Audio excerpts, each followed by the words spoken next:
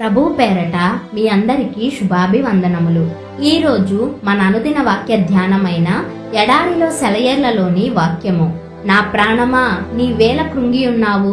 కీర్తనల గ్రంథము 43వ అధ్యాయము 5వ వచనము. కృంగిపోవడానికి కారణమేమైనా ఉందా? రెండు కారణాలు.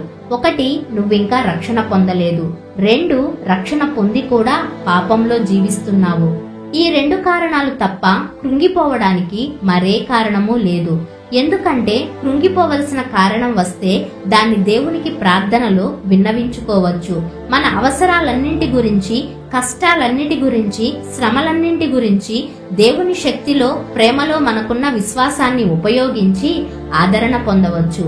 దేవుని యందు నిరీక్షణ ఉంచుము. దీన్ని గుర్తుంచుకోండి. దేవునిలో నిరీక్షణ ఉంచకూడదు అనే సమయం, సందర్భం లేనే లేవు. మన అవసరాలేమైనా, మన ఇబ్బందులేవైనా, మనకి సహాయకులెవరూ లేకపోయినా మన కర్తవ్యం ఒక్కటే, దేవునిలో నిరీక్షణ కలిగి ఉండడం. అందెప్పుడు నిరర్ధకం కాదు.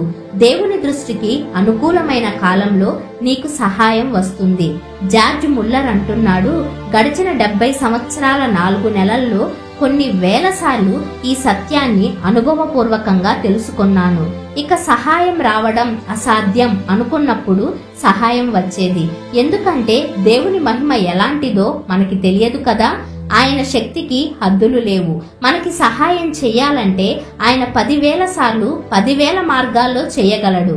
పసిపిల్లవాడిలాగా మన సమస్యను ఆయన ముందు ఉంచడమే మన పని. నా విన్నపాలు విని వాటికి నువ్వు జవాబివ్వడానికి నేను అర్హుణ్ణి కాను.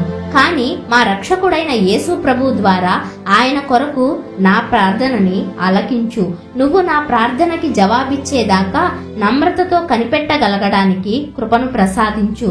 ఎందుకంటే నీకు తగిన కాలంలో నీకు తోచిన రీతిగా నాకు సమాధానం ఇస్తావని నాకు తెలుసు అంటూ మన హృదయాలను ఆయన ముందు వలకబోయాలి. ఇకను నేనాయనను స్తుతించెదను.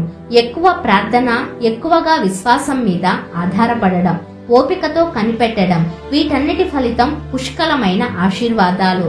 అందుకనే నేను నిత్యం నాలో నేనే అనుకుంటాను, దేవుని యందు నిరీక్షణ ఉంచుము.